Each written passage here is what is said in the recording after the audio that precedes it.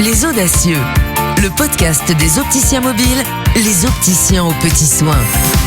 Bonjour Mathieu Gerber. Bonjour. Merci de nous accueillir ici dans ton bureau, au siège des opticiens mobiles à Lyon. Tu as créé l'entreprise en 2015, mais on va y revenir.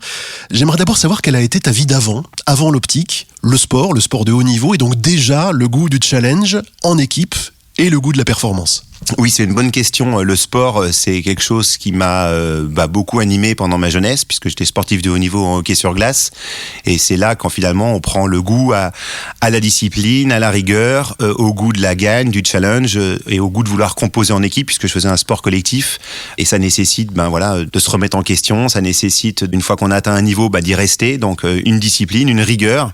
Et puis je pense que ça forge un caractère, surtout quand on est jeune, quand on grandit. Moi, j'avais pas mal de copains qui faisaient des fêtes. Moi, j'étais vraiment à fond, puisque c'était 5 entraînements par semaine, les déplacements, etc. Et ça m'a donné vraiment le goût, et je l'ai toujours, le goût du partage, le goût de l'effort. In fine, c'est vraiment un plaisir qu'on en ressent, un plaisir individuel et un plaisir collectif quand il est partagé. Tes études te guident très vite vers l'entrepreneuriat.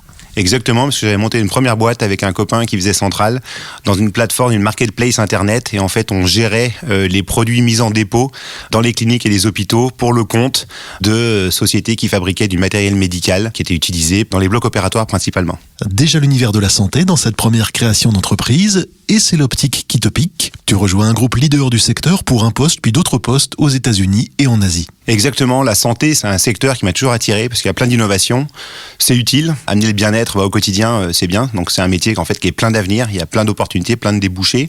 J'ai commencé aux États-Unis pour le groupe Essilor, et le groupe Essilor m'a emmené en Europe de l'Est, Afrique, Moyen-Orient, et en effet en Asie, puis un retour encore aux États-Unis, là où à un moment donné j'ai pris une autre décision. Sur quel type de fonction alors chez Essilor ?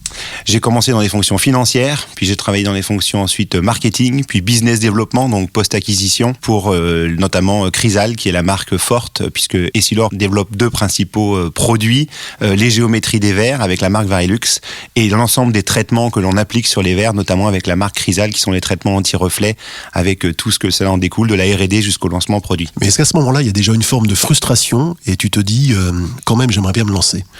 Oui, une frustration. Alors c'est surtout une frustration quand on démarre sa vie active. On trouve un poste, on évolue, on est tout content, on sort de ses études, on gagne sa vie, on devient vraiment autonome et même financièrement. Et à un moment donné, j'avais plus de perspective, c'est-à-dire le poste d'après ne m'intéressait plus. Et donc je prends l'opportunité de participer au redressement d'une PME et donc à Lyon, dans le secteur de l'optique encore. C'est à ce moment-là qu'il y a une bascule déjà qui s'opère, quitter Essilor après 8 années et démarrer un nouveau challenge professionnel. Et donc c'est l'étape de passer du grand groupe à la PME avant de créer la start-up Les Opticiens Mobiles. Donc on est en 2012, tu rentres en France pour participer au redressement de cette PME dans le secteur de l'optique. C'est un super poste d'observation pour appréhender le marché de l'optique français. Oui, exactement, puisque je quitte un grand groupe. Le grand groupe a un certain confort, il y a une certaine maturité dans le pilotage de l'entreprise, c'est pas la même échelle. Et donc passer dans une PME qui est en difficulté pour accompagner un dirigeant, pour redresser cette entreprise du secteur de l'optique, c'était un challenge vraiment professionnel ultra passionnant. Et c'était l'étape finalement vers la création d'une entreprise. Moi je travaille sur les marchés internationaux, et quand on revient à l'échelle d'un pays, c'est un petit sas de passage en fait, ce retour-là. À quel moment tu imagines, tu conçois le modèle des opticiens mobiles dont tu pressens que ça répond à un besoin qui n'est pas encore adressé ? La réflexion sur les opticiens mobiles s'opère, on va dire, dans la dernière année, au moment où on marie l'entreprise avec une autre société française. Et moi, je perçois sur un besoin tout bête, avec ma grand-mère qui est en EHPAD, mes parents me demandent comment je peux faire pour changer les lunettes de ma grand-mère. Et c'est vrai que c'est un parcours du combattant de faire venir l'opticien. Donc je m'en occupe parce que mes parents sont loin. Et puis là, je me rends compte tout bêtement en fait que il y a plein de gens qui vivent en EHPAD. Et puis du coup, je creuse un petit peu. Il y a plein de gens qui sont en perte d'autonomie et je pose la question, mais comment en fait font tous ces gens pour traiter le problème des lunettes ? Et le directeur d'un EHPAD me dit, nous on a 0 solution. Alors je me dis c'est quand même incroyable, avec tous les opticiens qu'il y avait 0 solution. Et je creuse un petit peu, je regarde l'ensemble finalement des gens qui sont en perte d'autonomie, et il y a beaucoup de monde. Et c'est à partir de ce moment-là que je travaille le modèle économique Les Opticiens Mobiles. Et en parallèle, je suis au CJD de Lyon, au centre des jeunes dirigeants, et puis je vois un dirigeant qui présente sa boîte dans le service à domicile, et puis là ça me fait tilt, je me dis mais tiens, optique, service à domicile, des gens qui n'ont pas accès aux soins alors que finalement il y a plein d'opticiens, et c'est là que le déclic où je commence à travailler le modèle Les Opticiens Mobiles. Et au moment où tu as l'idée, la mise en œuvre peut se faire immédiatement ? La mise en œuvre peut pas se faire immédiatement puisqu'il faut attendre vraiment mars 2014 et la loi Hamon qui permet finalement aux opticiens de pouvoir exercer en dehors du point de vente. Le métier de l'optique, c'est un secteur assez réglementé, corporatiste, et du coup l'opticien n'avait pas le droit finalement de se rendre chez les patients pour faire une réfraction, pour faire des bilans de la vue, pour équiper un patient. Mais la loi Hamon permet justement aux opticiens de pouvoir sortir du magasin et de pouvoir amener le service directement sur les lieux de vie ou les lieux de travail des personnes, et c'est vraiment là le verrou réglementaire qui s'ouvre et qui permet justement de lancer cette activité en mobilité. On est donc en 2015. Quels sont les marqueurs, quel est l'ADN des opticiens mobiles dès leur début ? Revaloriser le métier d'opticien, amener un vrai service aux gens et un service qui soit accessible tant sur le plan économique que sur le plan géographique puisqu'on se déplace directement chez eux. J'entends dans ta réponse cette ambition, ce souci de la transparence. Oui, ça me paraît important d'être clair, d'être juste, d'être droit dans ce qu'on fait. Quand tu crées les opticiens mobiles en 2015, tu y vas seul, sans levée de fonds, c'est un choix délibéré ? Alors au départ, je pars avec un associé à 50-50, ça dure pas très longtemps, puisque quand on crée une entreprise, la créer à 50-50, c'est très difficile.